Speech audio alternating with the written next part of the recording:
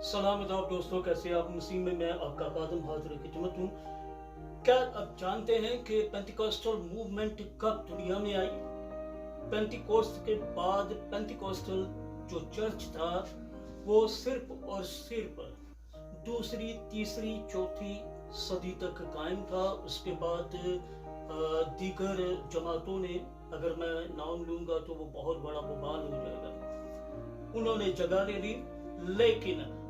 लेकिन रूहुल कुदस की हजूरी और पेंटिकॉस्टल मूवमेंट में सबसे बड़ा नाम जो था वो था चार्ल्स फॉक्स फारहम, जो कि 1873 में पैदा हुआ और 1929 में इसकी वफात हुई।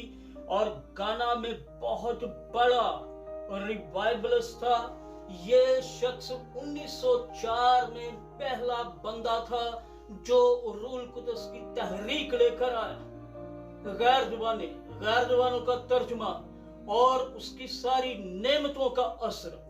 और उसके बाद अगली बात सुनिए आप, और सुन के हैरान होंगे कि पहली बार पेंटिकॉस्टल जो चर्च था, जो पहला पेंटिकॉस्टल चर्च पूरी तौर पे नाम पर आया, वो किस डेट पर था? सुन लीजिएगा। पहला द चर्च ऑफ पेंटिकोस्ट 21 मई 1953, जो कि एस्मेंसिस में यानी गाना के एक सिटी में कायम किया गया, बुनियाद रखी गई, जहां पर गैर जुबानों की कोई मनाही नहीं थी।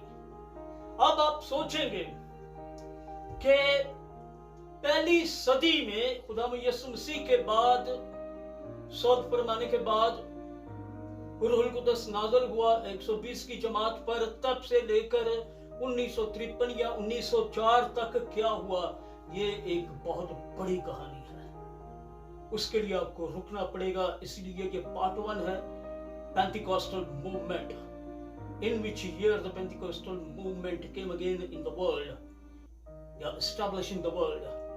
ये पार्ट 1 है। अगले पार्ट के लिए आपको इंतजार करना पड़ेगा।